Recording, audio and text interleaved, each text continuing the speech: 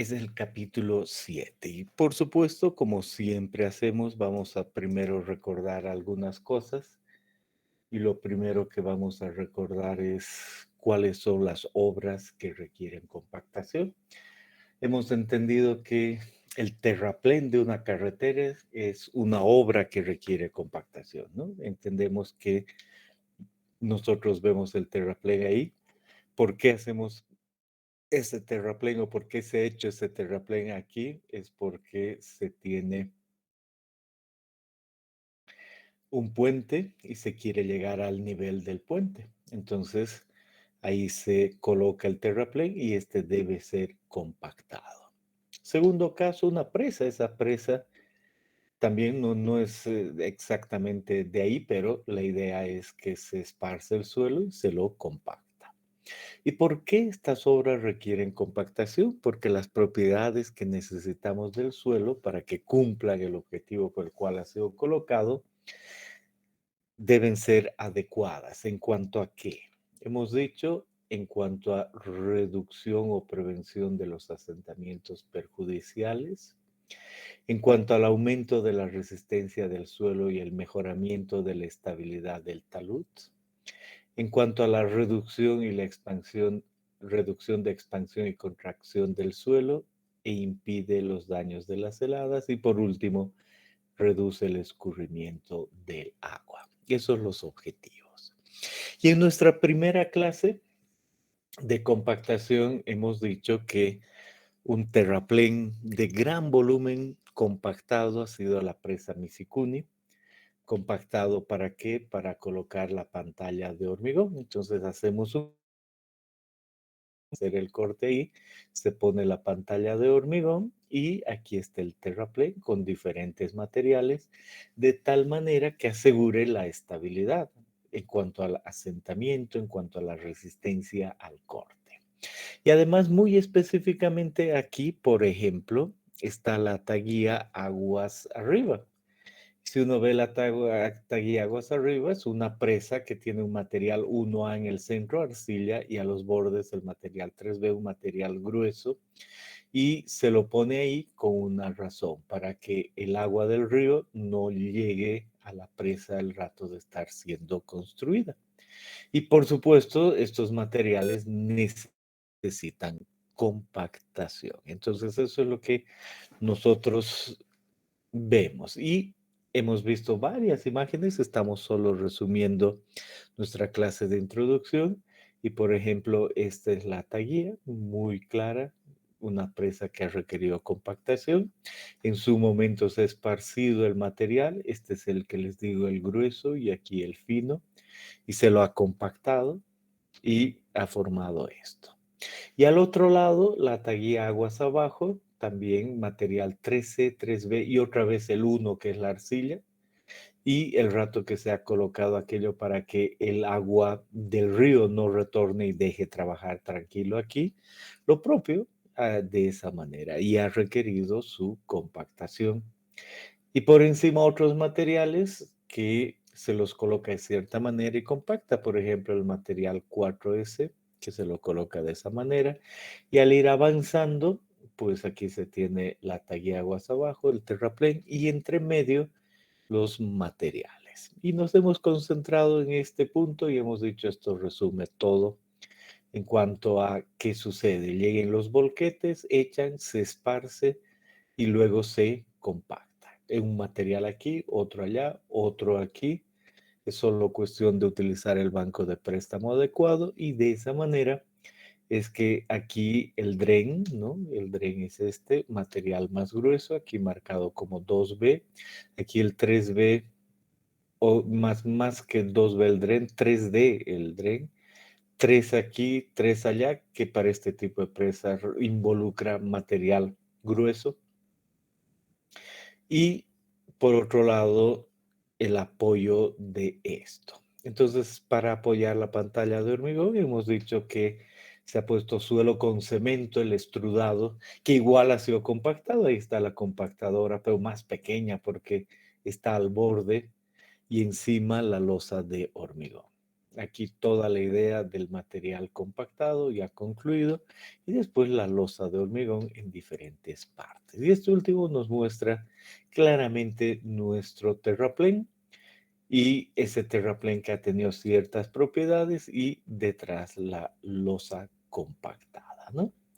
Y esa es una muy buena idea de compactación, de colocar un material, ¿no? Bien, y luego hemos dicho, excelente, entonces, con esta idea de compactación, hemos dicho, ahora tomemos, por ejemplo, el suelo aquí, ¿no? Exactamente ese fue el suelo que tomamos, y ahí hemos dicho qué va a suceder con el peso unitario seco. Y hemos dicho que si no hay energía, no pasa la compactadora, el peso unitario seco se mantiene, aunque cambie el contenido de humedad. Pero si pasa la compactadora, el peso unitario seco aumenta. Al compactar, se aumenta la densidad del suelo, ¿no? Eso nos ha quedado muy, muy claro. Y de ahí hemos llegado a la curva de compactación en la clase anterior. En la clase anterior hemos dicho, muy bien, si es que nosotros graficamos el gamma D en función del contenido de humedad, lo que vamos a tener es, para la misma energía, diferentes respuestas cuando se compacta a diferentes contenidos de humedad. En otras palabras, resulta que si esto tiene un contenido de humedad y le doy, por decir algo, vengo con la compactadora y le doy una energía, 6 pasadas, es solo un ejemplo, una energía. Entonces miro bien con esas 6 pasadas y deduzco, calculo el peso unitario seco para ese contenido de humedad y me da ese valor. Perfecto, un peso unitario seco y un contenido de humedad. Pero ahora se compacta más, no, mejor dicho, se vuelve a hacer lo mismo, pero en lugar de un contenido de humedad 10, se le aumenta y otra vez las 6 pasadas. Dará lo mismo, lo que vemos es que si hemos aumentado el contenido de humedad, aumenta el peso unitario. ¿Por qué? Porque el agua lubrica. Para la misma energía es más fácil que se acomoden las partículas. Por eso un peso unitario mayor. Y luego hacemos lo mismo con un contenido mayor y el peso unitario mayor hasta llegar a un valor máximo. Entonces decimos, muy interesante, ahí se ha llegado a un peso unitario seco máximo para un contenido de humedad que se considera óptimo. ¿Y por qué se da ese incremento? Porque mientras más agua, mejor lubricación. Pero después se da la misma energía, las 6 pasadas como ejemplo, pero ya el peso va disminuyendo, porque ahora el agua sustituye a las partículas de sólido. Hay tanta agua que ya no entran los sólidos, ¿no? Esa es básicamente la idea. Entonces, por eso a continuación baja. ¿Les queda clara esa idea?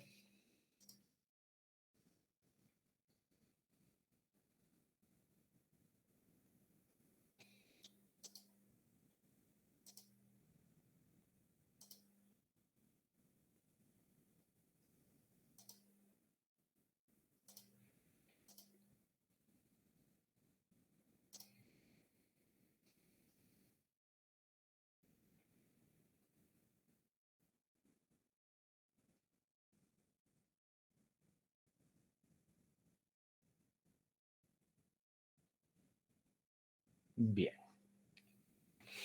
Ahora nosotros podemos decir que con ese concepto, mm, perdón, un segundito.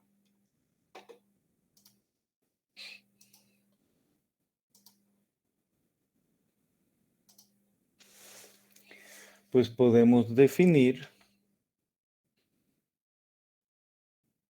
aparte de lo que es el máximo y el óptimo, de este lado, lo que se conoce como el lado seco, simplemente del óptimo hacia la izquierda es el lado seco. Y de este otro lado, decimos que estamos con el lado húmedo.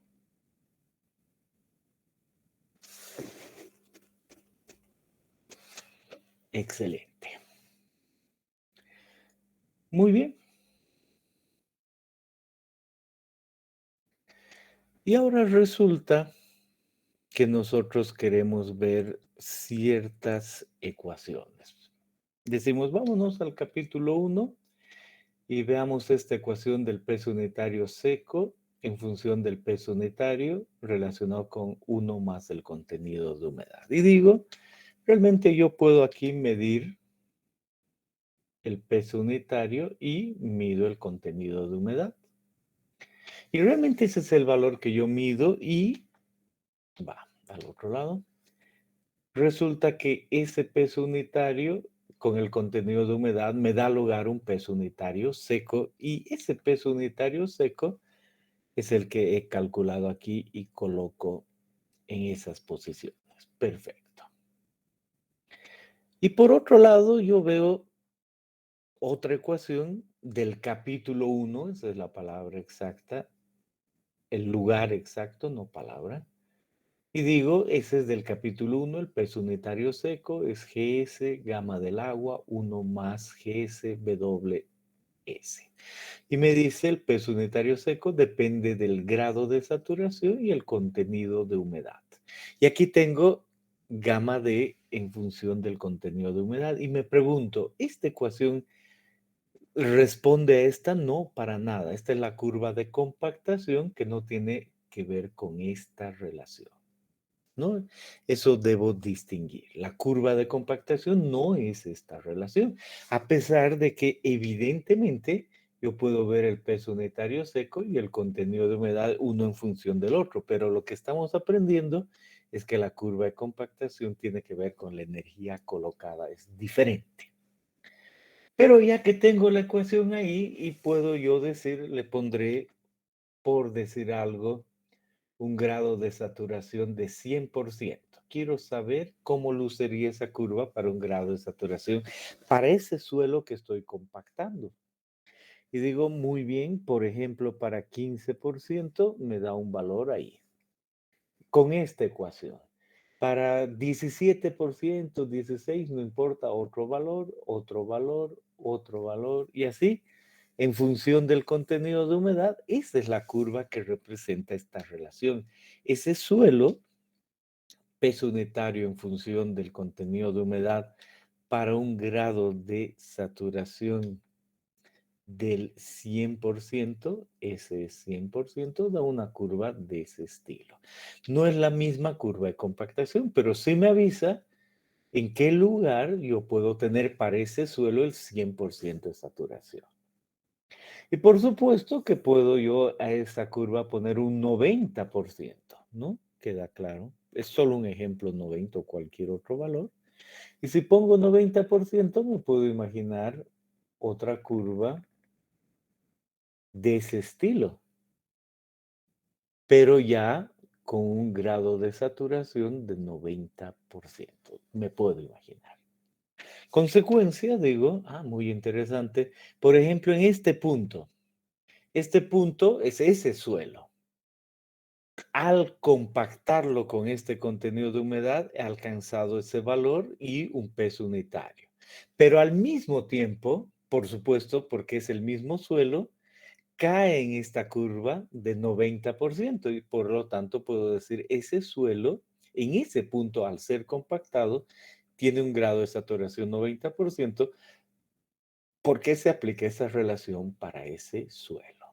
Entonces hay que definir aquello. Y normalmente se hace eso, se dibuja la curva de compactación y se dibuja con ese 100% y se dice es la curva de saturación. Solo para entender dónde estaría totalmente saturado el suelo. Bien, entonces es muy importante entender la curva de compactación y los aspectos relacionados con esta curva de compactación. ¿Tienen alguna pregunta? ¿Está todo claro?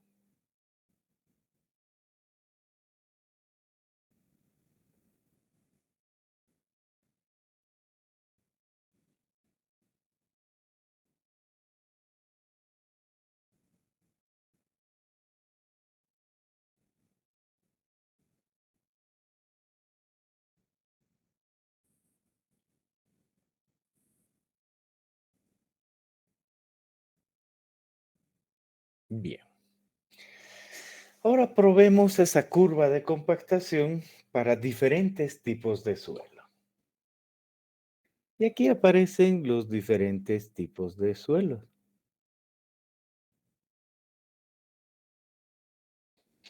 Digo, está una arena amarga y digo, claro, ese no es el sistema unificado, no importa, bien gradado, una amarga arenosa, lo que nos importa es que simplemente un autor ha probado esto, prueba diferentes tipos de suelo, aquí nos da las características y nos dice, vamos a dibujar en lugar del peso unitario seco, la densidad seca, no hay problema. Aquí aparece la densidad seca en función del contenido de humedad. Y qué interesante, para el suelo 1 esta es la curva de compactación, para el 2 es esa, 3, 4, 5, 6, 7, 8. ¿Qué conclusión? Conclusión. Las curvas de compactación dependen del tipo de suelo. Esa es la idea básica ahí. Las curvas de compactación dependen del tipo de suelo.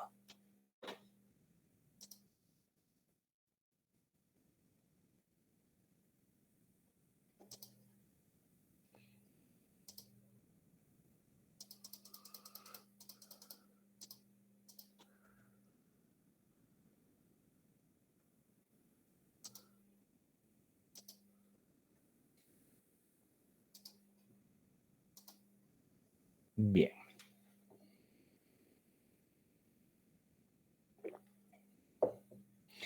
¿Qué otra conclusión puedo ver? Si esta es la curva de compactación para 265, la densidad de los sólidos o GS 265, entonces yo observo que si todos estos suelos tenían el mismo peso unitario, toditos están a la izquierda. Las curvas de compactación, ninguna llega al 100%. Eso queda muy claro. Pero sí dependen del tipo de suelo. ¿Y qué formas pueden tener esas curvas de compactación? Aquí está, puede ser una tipo A, B, C o D. Al dibujar gamma D en función del contenido de humedad, puede tener la A que se llama forma campanada. Y he visto cuál es esa, ¿no? Parece dicho, si yo tengo algunos puntos de subida, llegan a un máximo, luego decrece. ¿Por qué? Porque el agua hace de, como se dice, el agua hace de agente lubricante hasta que hay mucha agua y ocupa el espacio que deben ocupar los suelos, forma de campana, forma campanada. Y en ese caso, digo, normalmente el límite líquido de este suelo es menor del 30%. O cero en forma, no, falso, eso no es así, borro y digo más bien entre 30% el límite líquido menor al 70%. Eso, una arcilla, en otras palabras, da ese tipo de curva. Y este otro suelo da para límites líquidos menores a 30%. Incluso arenas entran aquí. ¿Y qué es lo que dice? El comportamiento empieza en un valor y de repente baja en lugar de subir, a pesar de que se aumenta agua. Y eso es porque en ciertos suelos se crea una succión. Entonces, en lugar de lubricar las partículas, esa succión hace que sea más difícil que se acomoden las partículas. Entonces, un poquito más de agua y menor el peso unitario seco por la succión. Pero luego el mismo comportamiento de antes, con las mismas razones. Y lo propio, esta otra que es de doble pico para límites líquidos menores al 30%, la misma idea, pero con un pico y medio, ¿no? O sea, este de acá es un pico y medio, este de acá empieza a subir un poco y baja por la saturación, por la succión, con la misma explicación de antes, luego baja y después vuelve a subir con las mismas razones de lubricación y que el agua ocupa. Esa es una curva de doble pico. Y por último, la última curva con límite líquido mayor al 70% involucra que uno le aumenta agua y el peso unitario seco disminuye. Se llama forma impar. Pero lo que queda claro es que la curva de compactación depende del tipo de suelo. Pueden hacer sus preguntas.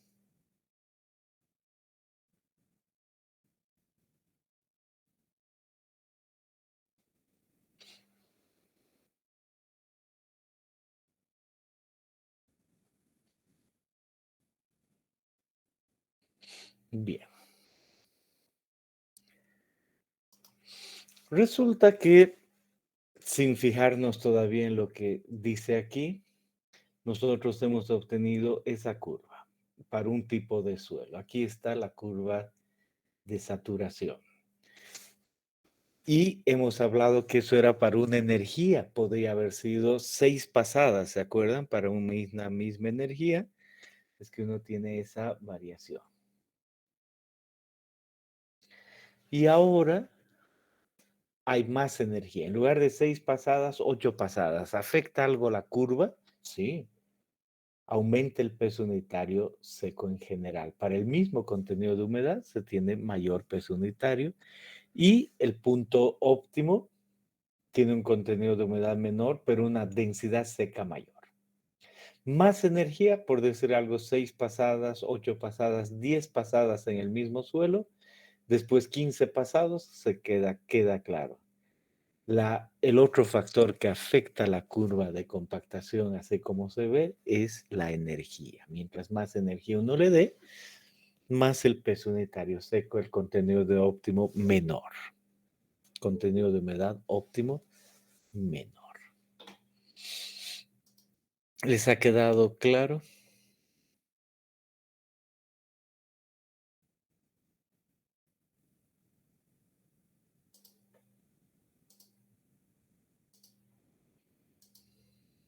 Bien. Entonces, eso en cuanto a lo que es la introducción, a lo que representa la compactación, las obras y la curva de compactación. Vamos a ver cómo obtener esta curva de compactación en laboratorio. Esta que hemos hablado que depende del tipo de suelo y depende de la energía que se le dé, queremos determinarla en laboratorio. Eso obviamente va a involucrar determinar algunos puntos. 1, 2, 3, 4, 5 es lo más común, 5 puntos. Y así vamos a, por esos 5 puntos, pasar nuestra curva. Y esa es la curva de compactación determinada en laboratorio. Y después vamos a hacer esto de acá. Y perdón, y para obtener el peso unitario seco, de alguna manera vamos a medir el contenido de humedad, el peso unitario húmedo y vamos a calcular el contenido de humedad y vamos a tener el seco.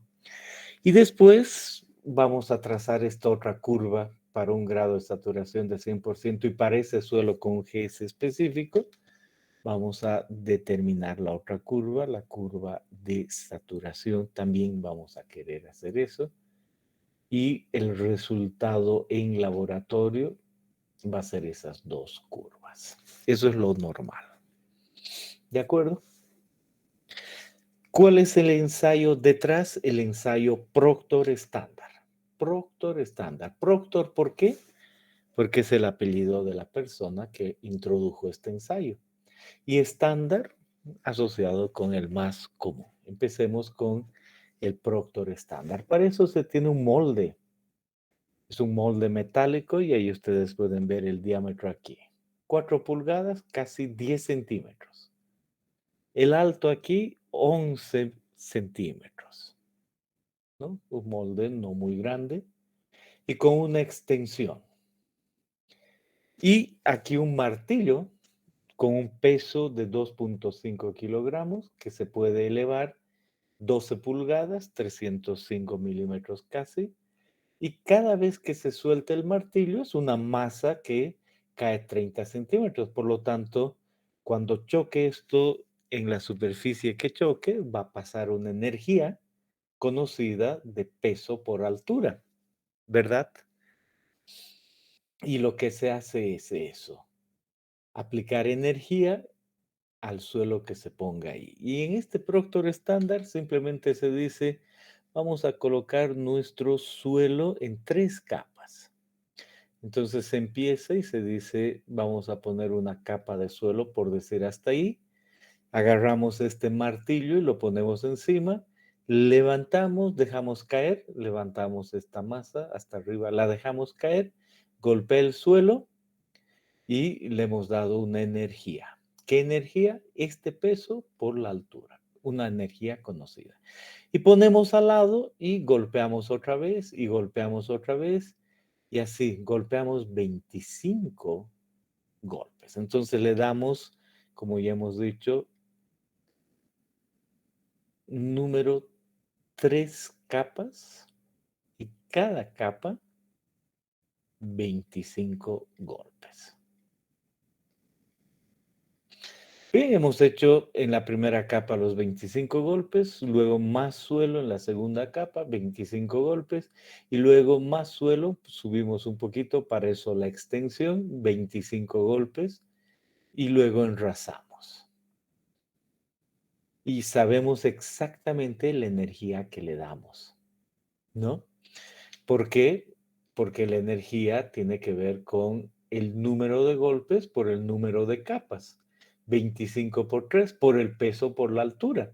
En cada golpe, una energía por el número de golpes y dividido entre el volumen es la energía que siempre se le da y la misma energía. Y se puede medir esta energía.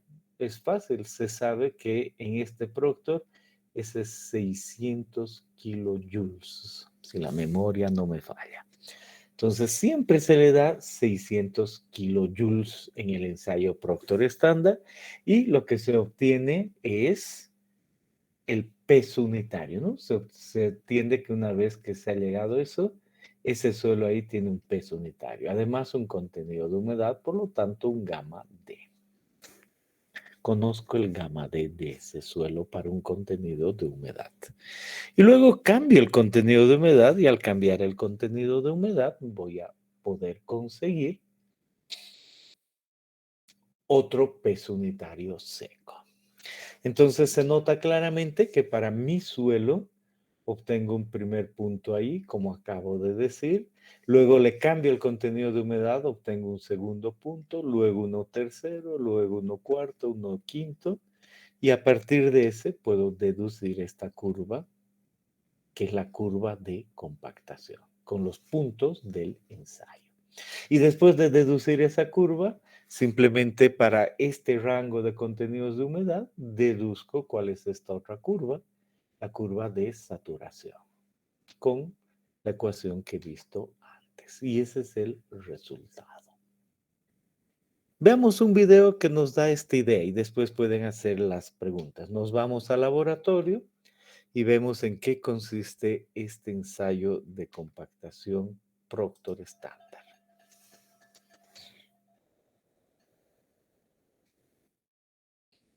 El equipo ya lo hemos visto, ahora veamos las fotos y en video, ¿no? El molde, el martillo, charola y otros. Un horno de secado.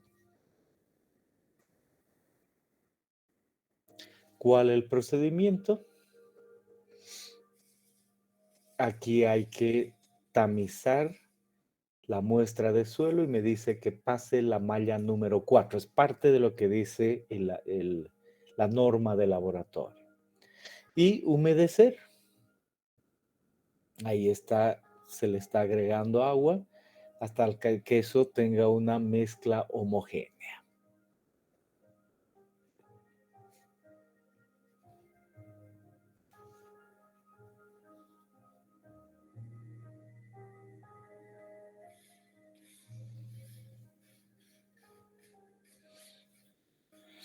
Se nota claramente que se está mezclando para que el agua realmente esté en todas partes y se suponga homogéneo. Entonces ahí hay algo que se puede suponer homogéneo.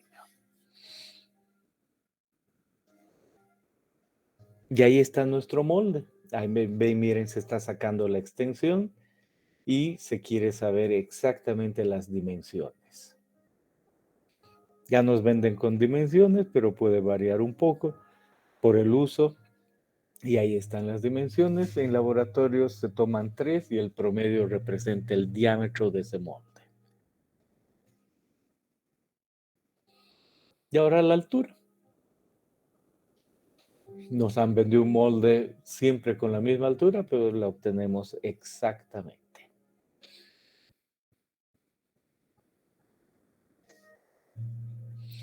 Además, queremos saber la masa del molde para después poner suelo ahí y quitar la masa del molde. Exactamente. Y ahora le ponemos las 3 capas de suelo. Empezamos con una primera, que es a ojo, pero que involucre, que entendemos que ahí entran 3 capas, ¿no? Y ahí viene la energía.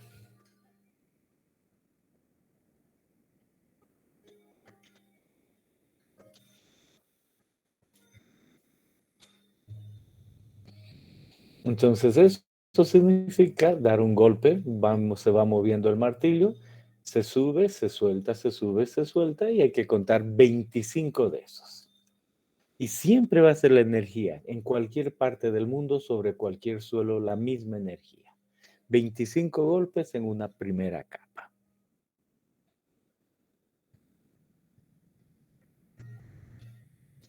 Viene la segunda capa.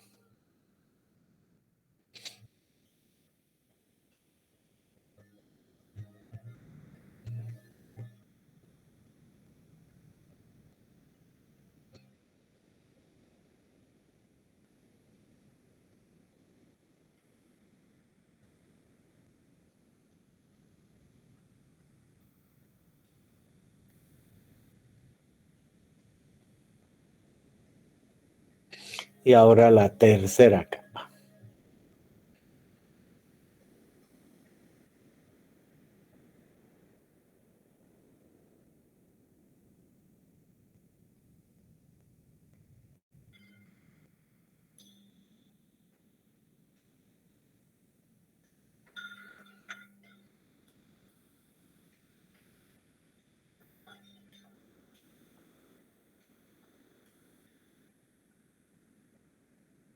Y ahora se enrasa.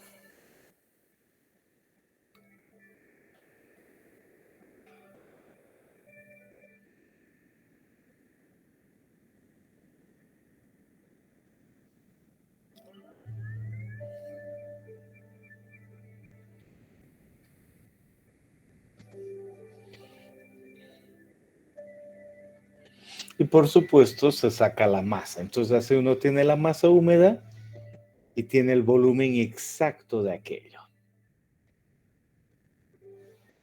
Y por supuesto, después viene el contenido de humedad. Entonces, para eso se extrae esa muestra. Este es un extractor.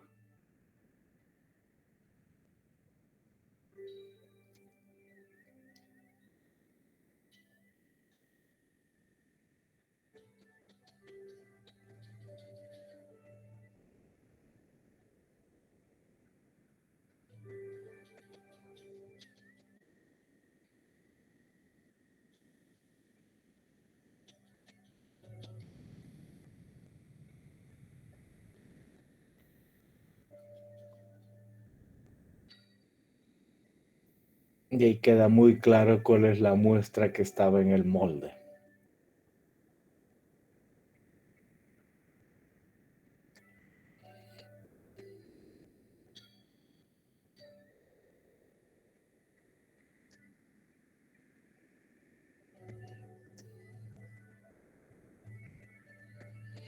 Y ahora se toma un pedazo de esa muestra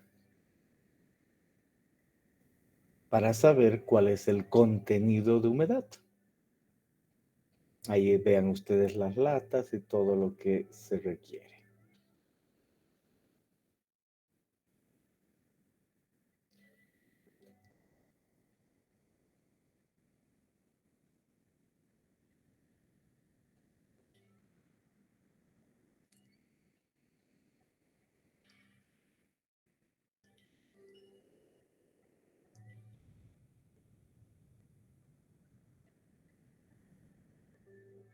Bien, si eso va al horno, se obtiene la masa y luego al horno. Y miren, se utiliza 2 latas en este caso, y se saca el promedio de aquello y se tiene el contenido de humedad y el volumen. Ahora se hace eso otra vez en 5 puntos diferentes. Como dice ahí, al menos 5 puntos. Si uno quiere más, está bien. Es el mismo proceso, pero se ha cambiado el contenido de humedad. Y al cambiar el contenido de humedad, luego de compactado, ahí vamos a tener otra densidad, ¿no? Esa es básicamente la idea.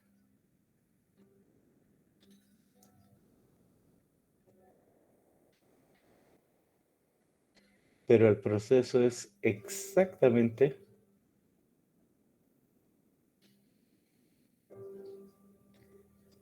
el mismo.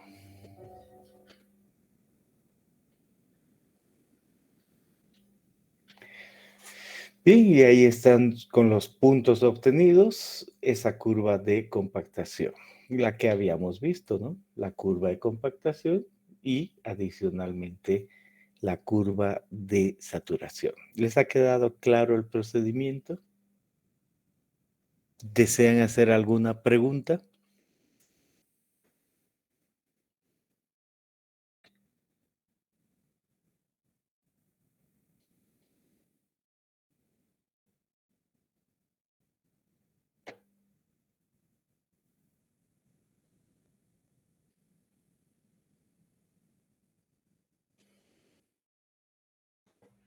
Bien. Ahora pensemos en más detalles del ensayo Proctor estándar y veamos aquí otra vez una foto del martillo. Ahí está la foto del martillo. Ya sabemos las dimensiones, el peso que hay, cómo se utiliza. Y aquí no está nuestro molde de 4 pulgadas, lo mismo. Pero aquí le agregamos otra cosa. Decimos, aquí lo que tenemos es un molde de 6 pulgadas. Y decimos, ¿por qué yo podría utilizar otro molde? ¿Podría? La respuesta es sí. Y además aquí veo dentro del equipo que hay un molde, como hemos visto, pero hay un molde que puede tener cierta abertura, se nota, ¿no? Este es un tipo de molde, este es otro tipo, el mismo martillo, y tanto en este molde como en el otro podría tener una abertura. En un momento vamos a ver cómo. Ahora, pero concentrémonos en que un molde es de 4 pulgadas y el otro es de 6. Eso nos da lugar a que la norma diga, o mejor dicho, eso es porque la norma dice, así debe decirse, que hay diferentes métodos, el A, el B y el C. Y el método A es el que hemos visto. Decimos método A, molde, un volumen de 944 centímetros cúbicos. Diámetro, 101.6 milímetros, o sea, las 4 pulgadas con el alto y todo ese proceso. La masa de 2.5, la caída de 305 milímetros involucra en este método. Ya hemos visto número de capas de compactación 3, número de golpes 25 y la energía de compactación los 600 kilonewtons por metro sobre metro cúbico. Y aquí viene lo que ya decía en la, en el video. El tamiz que debe pasar ese suelo es el número 4. Puede haber algo por encima, pero menos del 20%. Y ese es el método al que hemos visto. Ahora nos dice, ¿sabe qué? Podría utilizar un método B idéntico, todos los valores son idénticos, pero podría utilizar un suelo un poquito más grande y al usar el suelo más grande, o sea, un poquito más grueso, con estas limitaciones, más del 20% que pasa el tamiz 4, pero menos del 20 que pasa el de 3 octavos. Y para esto, en el método B, después dice, haga una corrección a la curva, pero el procedimiento va a ser el mismo, pero el resultado hay que tenerlo con cuidado. Nosotros hemos visto solo el método A. En el B decimos eso y basta. Y en el C nos dice, mire, en el C puede utilizar un suelo más grueso, dice aquí, hasta 3/4 de pulgada. Por eso necesita un molde más grande, porque el suelo es más grueso. Con estas limitaciones, más del 20% de 3/8, pero menos del 30% de 3/4 de pulgada. Y con eso tengo un suelo más grueso. La diferencia ahora es que ya no puedo usar el mismo molde. Entonces miro las diferencias y ahora simplemente digo, en el método C, la clave es que el molde es otro. Entonces miro y digo, este molde equivale a que es el más grande, el de 6 pulgadas. El martillo es el mismo, 2.5 cae lo mismo, 3 capas. Y la energía sigue siendo 600. Pero como el molde es más grande para que sea 600, ahora tengo que dar más golpes por cada capa. Y aquí estás. 56 golpes, 3 capas, me va a terminar dando 600 kilonewtons por metro sobre metro cúbico. Entonces es obvio que más volumen, más golpes, pero la misma energía. La diferencia entre un método y otro método, el tamaño de las partículas de suelo. Nosotros aquí nos quedamos tranquilos entendiendo el método A y cómo se obtiene la curva, sabiendo que la norma me puede decir cuando crezca mi suelo haga ciertas correcciones a la curva. Entonces nos quedamos tranquilos. Y entendemos que el molde puede crecer, pero es la misma energía, el mismo martillo, más golpes. Y si vemos eso, decimos nuestro material consistía en eso, varios tamices, y esos tamices asociados con tamaño máximo, los dos moldes y además el martillo que luce de esa manera, ¿no? Esos son los materiales. Finalmente, para un método A, B o C del Proctor estándar. Ahora, con lo que hemos visto del video, lo que hemos entendido, ahora queremos ver otra vez, volver al laboratorio y, por ejemplo, en lugar de tomar una arena, como hemos visto en el video, podríamos tomar una arcilla. Igual otra vez en laboratorio me dice, mire, puede utilizar el método A, B o C. Si utiliza el A, necesita unos 16 kilogramos, pero debe llevar unos 23 y más si está en los otros métodos. O en el C en especial, que es otro molde, y luego ponga a secar su arcilla. Su arcilla también podría ser una arena, y cuartee para obtener algo más pequeño, ¿no? Es la idea. Y ahora estime cuál va a ser el punto máximo, el punto de contenido de humedad óptimo. Como es una arcilla, uno puede calcular lo que está aquí, el límite plástico y el límite líquido. Y por decir algo, el límite líquido es 45% y el límite plástico, por citar algo, es 30, por citar algo. Entonces entro a esa curva y me sale en ese punto. Entonces veo que la humedad óptima estimada es 21%, estimada, ¿no? Muy bien, esa tabla me ha servido. Entonces ahora la norma me dice, tenga 2 puntos antes y 2 puntos después. Y ahí viene la idea de que si yo tengo algo estimado, podría yo trabajar con humedades exactas para aumentar, o sea, para mezclar el suelo. Como vi en el video, le pongo cierta cantidad de agua y mezclo hasta que sea homogéneo. Hago el ensayo y luego le aumento otra cantidad de agua y así sucesivamente. El objetivo, controlar el contenido de humedad para aquello, ¿no? Esa es básicamente la idea. Y he aprendido muchas cosas en el capítulo 1 para poder hacer esto ahora.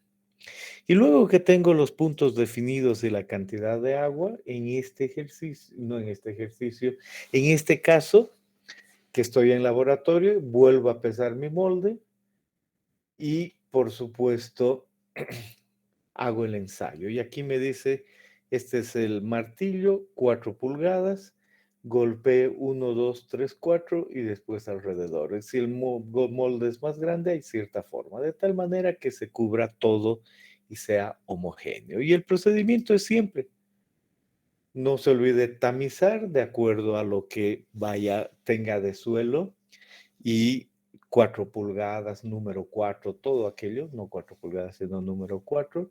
Luego ponga la muestra, haga los golpes necesarios, luego enrase y luego de enrasar mida el volumen en la masa, digo, la masa de lo que está ahí, extraiga y saque el contenido de humedad y haga otra vez todo. Eso no está en el texto, es solo para recordar el procedimiento del laboratorio. Y ahí uno dice, me gustaría obtener una curva con datos de laboratorio, como si hubiera ido al laboratorio. Y aquí dice, sí, se ha utilizado el método A, el diámetro y la altura del molde eran estos, la gravedad específica del sólido, no se ha extraído nada, simplemente es el material tal cual y por lo tanto la curva es esa misma, no es que hemos pasado al método A, nada, es el método A. No hemos pasado al método B y me dice cuánto pesa el molde, por lo tanto el molde más suelo y después el contenido de humedad con 2 latas. Por lo tanto, el promedio es el contenido de humedad para ese punto. El ejercicio dice no hay ningún problema una vez que tenga todos esos datos. Su objetivo es el hallar el contenido de humedad.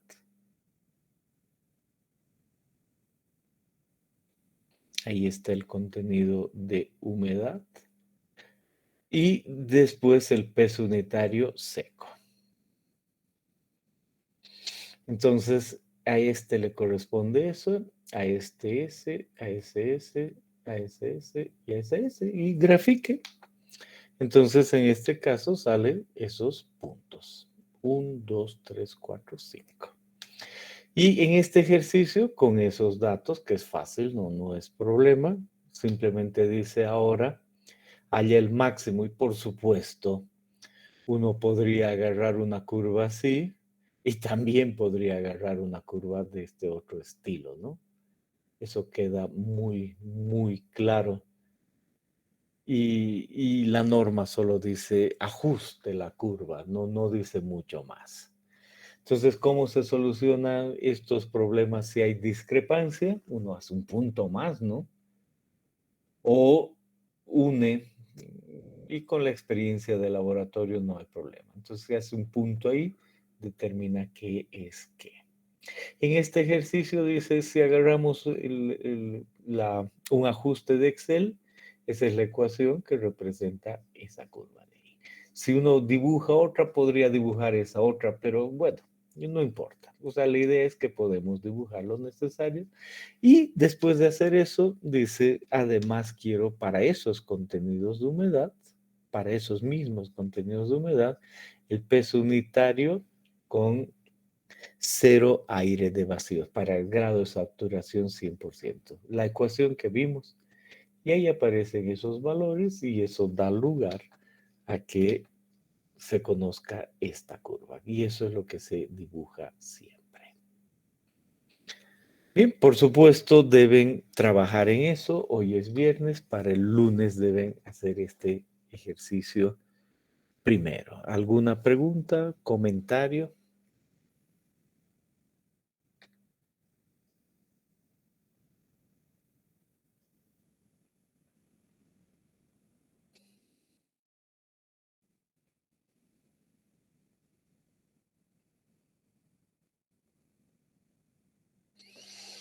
Y solo como un detalle adicional, viene el ejemplo 7.2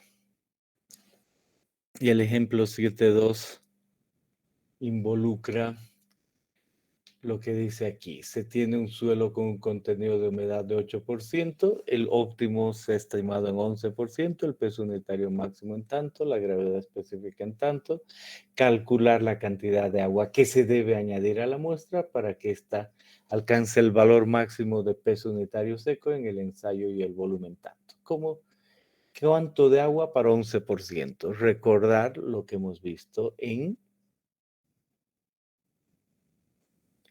mecánica de suelos uno en este curso, en el primer capítulo.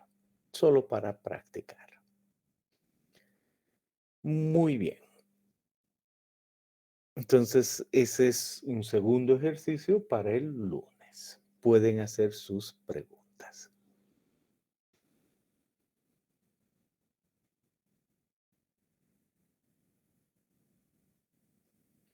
Bien.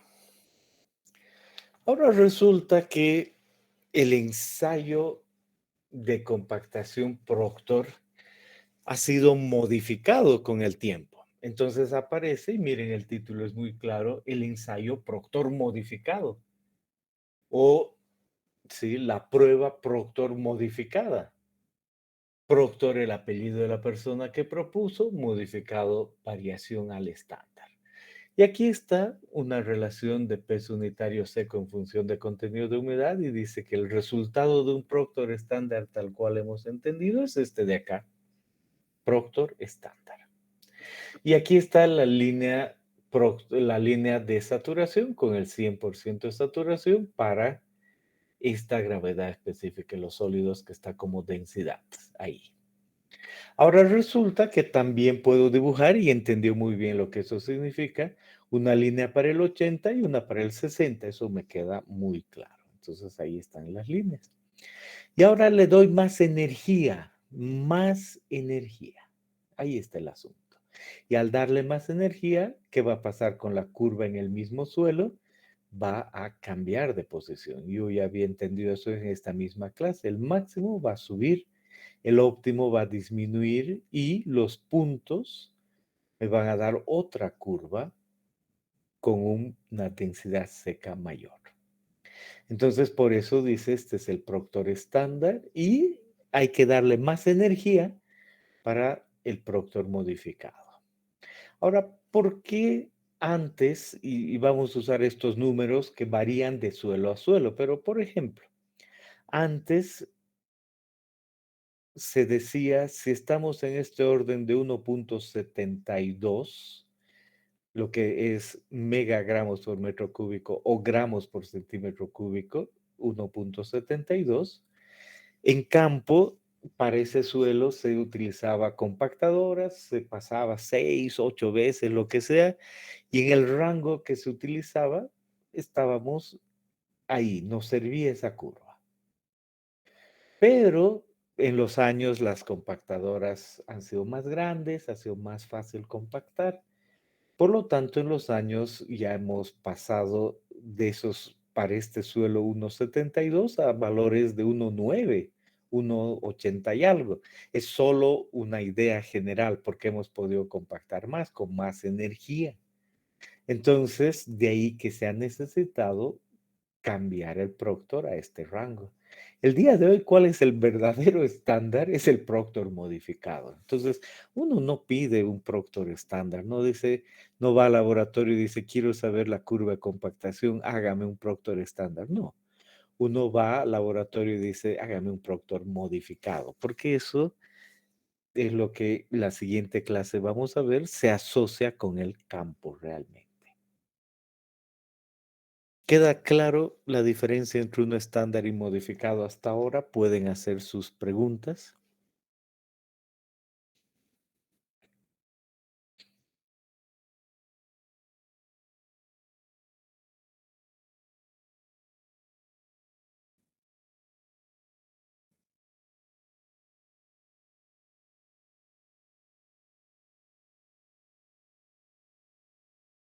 Bien. Entonces, ¿cuál es la diferencia para darle energía? En primer lugar, el molde puede ser el mismo en un método A, en un método B o en un método C. El de 4 pulgadas o el de 6 pulgadas. Entonces, una vez más se ve una foto, digo, sin fijarse lo que hay en el fondo, resulta que 4 y 6 pulgadas son los moldes adecuados. Entonces, no hay problema. Y el martillo, debo cambiarlo. El martillo ya no es este es para el estándar. El martillo debe ser más grande. Entonces, miren ustedes, Aquí está un martillo estándar y este es un martillo para Proctor modificado. O sea, más peso, más longitud, entonces más energía. Es otro martillo aquí. Ahí está, otro martillo. Bueno, aquí dice lo mismo, pero decimos es porque estoy usando la misma figura, pero entiendo que es otra masa. Y además la longitud de caída es también mayor, ¿no? Entiendo eso y digo, puedo usar o el molde de 4 o el molde de 6, pero cambio de martillo. Y no solo cambio de martillo, sino que además las capas. Cuando suba las capas, ya tengo que dar 5 capas, ya no 3. Pero eso sí, con más energía en cada capa, 25 golpes. Eso me va a dar lugar a una energía de aproximadamente 3000 kilojoules por metro cúbico. Esa es la idea.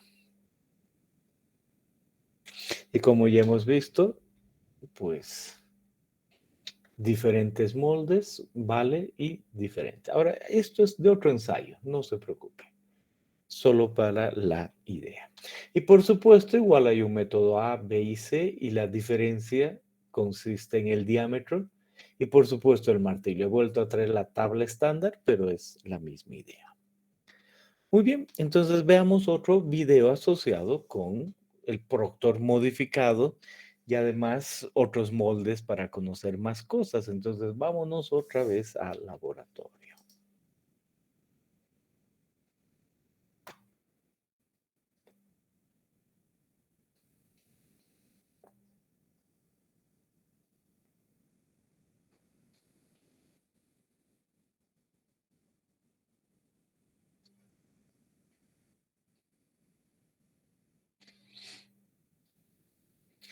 Por supuesto, estamos hablando de lo mismo, pero miren el molde un poco diferente. Este es un molde de esos que se puede abrir y ahora es una máquina de compactación, no es a mano, más las herramientas de siempre. Y el molde que se está utilizando aquí es además el de 6 pulgadas.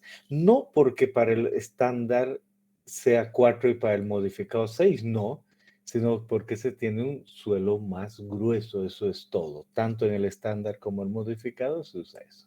Entonces, lo mismo de siempre, a nuestro suelo se le agrega cierta cantidad de agua conocida. Punto 1, ahí está la muestra homogénea. Y se la coloca en el molde. ¿Cuántas capas van a haber? 5 capas.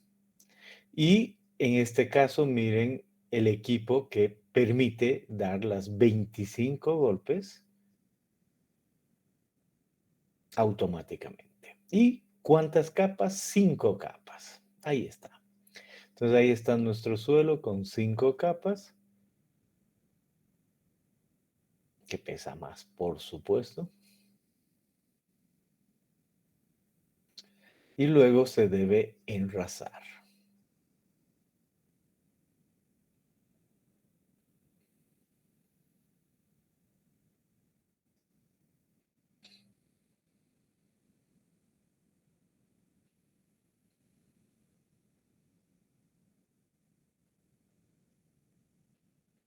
Bien, ahí está nuestro suelo enrasado, por lo tanto, ese ocupa un volumen conocido y tenemos la masa y además queremos el contenido de humedad y tenemos un punto exacto. La diferencia con este molde comparado al otro es que no necesito un extractor de muestras, ¿no? Miren cómo es que puedo yo sacar la masa de ese molde. Es simplemente otro diseño de molde.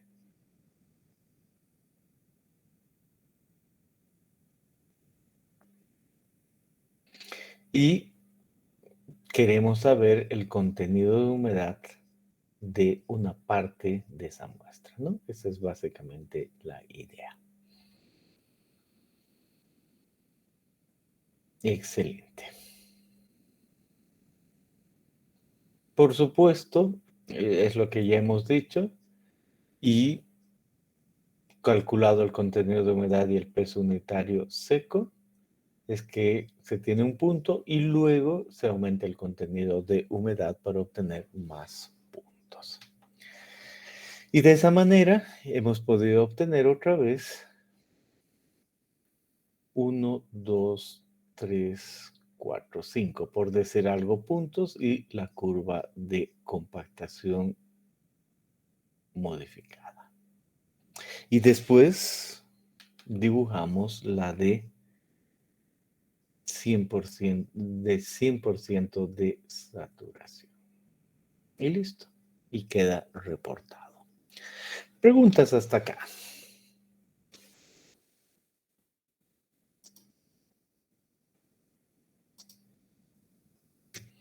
Bien. Veamos algo más en esta clase. Especificaciones de compactación. Y debo pensar que en especificaciones de compactación están las especificaciones del resultado final y las especificaciones del método. La del método es muy simple. Por ejemplo, se puede decir, en este suelo pásase 6 pasadas de un equipo. Y listo, ya está la especificación del método. O alguna cosa de ese estilo es una especificación de método. Y del resultado final está asociado con el peso a obtener. Y en las del resultado final, que son en las que nos vamos a concentrar ahora, lo que debe hallar uno es el grado de compactación.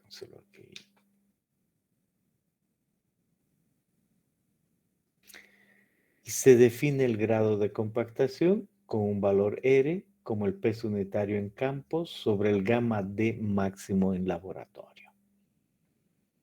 Definición. Grado de compactación. Y esa puede ser una especificación. Eso es lo que queremos ver.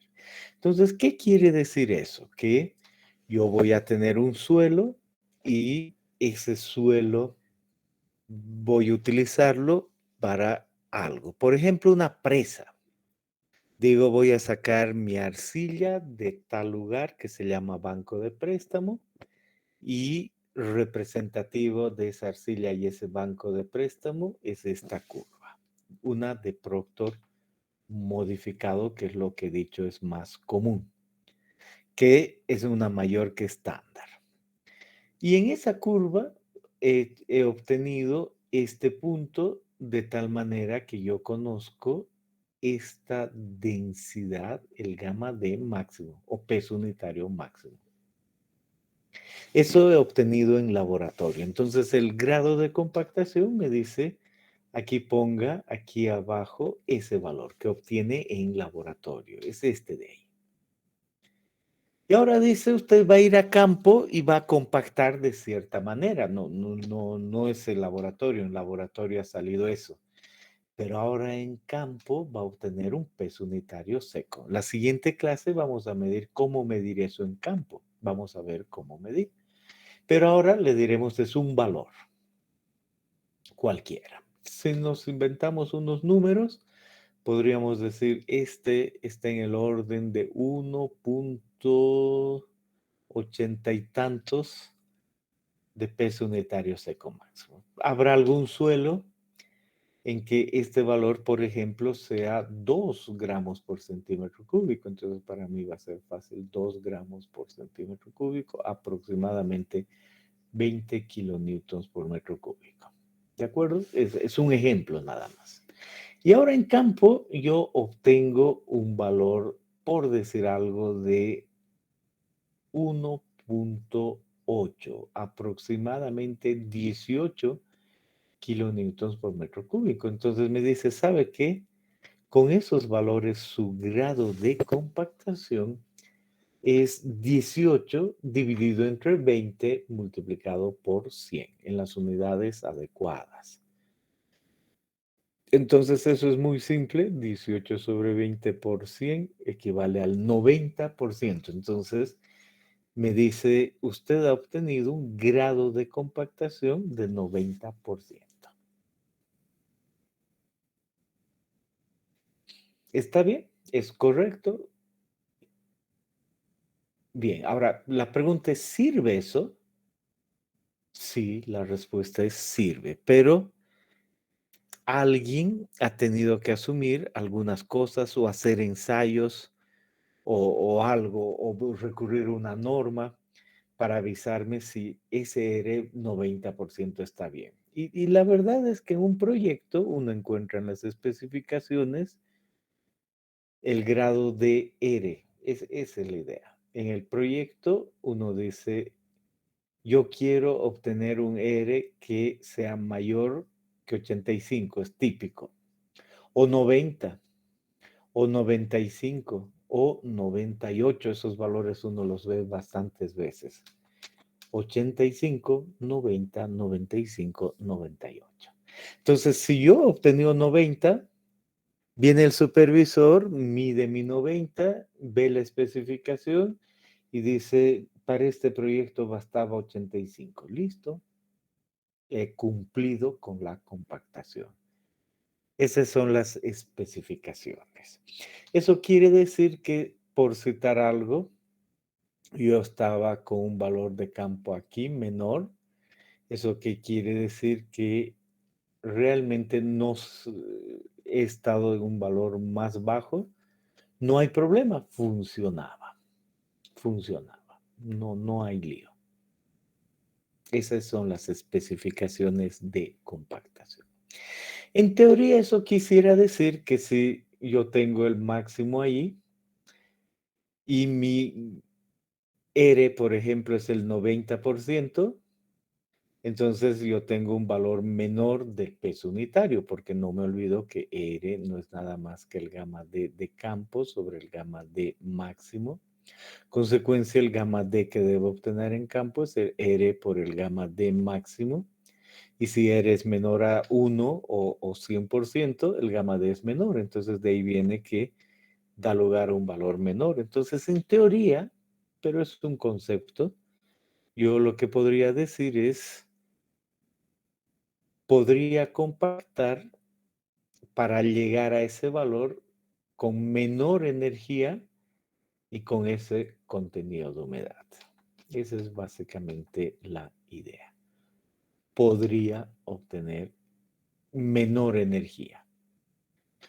O digo, o le doy un poquito más de energía y tengo un rango de variación del contenido de humedad, igual va a funcionar. Pero eso es solo un concepto. La clave es que yo cumpla con un grado de compactación que el proyecto me diga. Y punto, nada más. Y si yo especifico, yo soy el que doy el grado de compactación.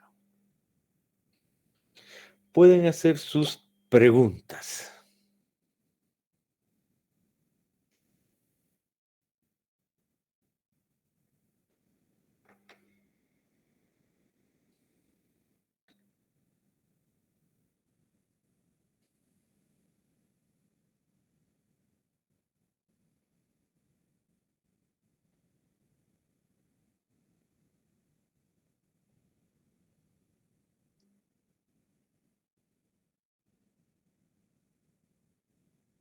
Bien.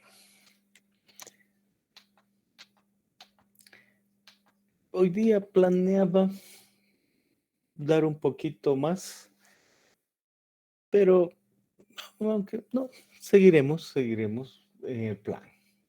Ahora volvemos a ver dos curvas y en especial tengo una arcilla hablando de especificaciones. Se nota que esta curva más baja involucra menos energía, esta curva más alta involucra más energía. Y aquí yo veo que tengo un peso unitario seco. Para cualquiera de las dos curvas hay un peso unitario seco y lo interesante es que puedo obtener con la misma energía el mismo peso unitario seco en dos casos. Por el lado seco, obviamente, como ya he dicho, pero también puedo obtener por el lado húmedo. Y me da el mismo gamma D, o sea, cumpliría yo con lo que acabo de decir, con el criterio de compactación, con el grado de compactación. Pero noten que profundizando no es lo mismo compactar por el lado seco, por el lado húmedo. ¿Por qué no es lo mismo? Por la estructura. Si bien termino en el mismo peso unitario, pero la estructura aquí tiende a ser más dispersa y aquí no, flocular y aquí más dispersa. Y si hay más energía, flocular y de este otro lado tiende a ser dispersa. Ahora, ¿eso a qué da lugar que la estructura sea diferente? A que las propiedades del suelo sean diferentes. Miren aquí, la densidad seca en función del contenido de humedad, ahí está la curva, y para esos puntos voy a yo medir el coeficiente de permeabilidad, K, en centímetros por segundo. Y miren qué interesante, en estos suelos la permeabilidad K es mayor y en el mismo suelo, pero compactado de este otro lado, es menor. Entonces, más o menos digo, a ver, aproximadamente aquí empieza a ser constante. Subo y digo, eso está aproximadamente con el valor de peso unitario seco máximo. Entonces, qué interesante, debido a la estructura diferente, si compacto por el lado seco, la permeabilidad es mayor, pero si compacto por el lado húmedo, la permeabilidad es menor. Entonces, si yo quiero mejorar la permeabilidad de mi suelo al compactar, es mejor por el lado húmedo que por el lado seco, aunque cumpla con la especificación. Interesante, ¿no? Y lo mismo sucede con la resistencia. Si yo estoy viendo la resistencia no drenada, tengo aquí diferentes curvas y miren, por ejemplo, esta curva. Ciertos puntos, ahí veo el máximo y alrededor del máximo la resistencia era mayor y del máximo menor. En otras palabras, aquí es mejor compactar por el lado seco que por el lado húmedo. Por el lado seco que por el lado húmedo. Entonces, si yo le doy prioridad a mi resistencia, puedo cumplir con el criterio de compactación, pero en cuanto a propiedades, por el lado seco, mayor resistencia. Por el lado húmedo, mejor permeabilidad, o sea, de menor resistencia, de menor permeabilidad. Puedo combinar yo eso, en algunos casos no es lo más común en cuanto a propiedades, pero quizá en algún caso necesite, sí. Por ejemplo, en una presa me queda muy claro que, y voy a dibujar aquí mi presa y voy a decir, ese es el material base y yo voy a construir ese terraplén que es la presa y va a haber agua que va a circular de un lado a otro como aprendí en el capítulo 4. He aprendido en el capítulo de resistencia al corte que podría haber una falla por ahí, por eso compacto, y resulta que ahora estoy aprendiendo que si bien voy a tener el mismo peso unitario seco, el mismo índice de vacíos, es mejor hacerlo por el lado seco, porque la resistencia CU va a ser mayor aquí. Eso es lo que estoy aprendiendo adicionalmente en compactación. Pero si se trata del movimiento de agua, el agua pasa y la permeabilidad tiene que tener un criterio. Para obtener una mejor permeabilidad es mejor compactar por el lado húmedo. Entonces, al mismo tiempo me interesa dos cosas, mayor resistencia y menor permeabilidad. ¿Cómo se compatibiliza eso? Se hace la curva de compactación y se dice, voy a para cada punto medir K y va a dar a una relación así. Y luego digo el K de diseño, ¿cuánto quiero en esta presa? Pongo una línea y en este mi dibujo, en este mi ejemplo, Digo, estos 2 puntos son muy altos, estos 3 están bien, válido. 3 puntos llenos, okey. Aquí están los 3 puntos llenos. Y al mismo tiempo en resistencia, digo, mejor era por el lado seco, entonces estos son válidos. Claro, ya van a aprender en obras hidráulicas que es válido, pero aquí el concepto es ese y este ya no. Por lo tanto, al compatibilizar esos puntos, resulta que esos 2 cumplen con ambos criterios. Entonces, para una presa, a veces necesitaré hacer una especificación, no solo que diga el R tanto y poner una línea ahí para tal R, sino que además tengo que especificar unos rangos de contenido de humedad adicionales a ese valor de R, ¿no? Por la razón que hemos visto. Ok, ahora sí, eso es todo por hoy. Pueden hacer sus preguntas.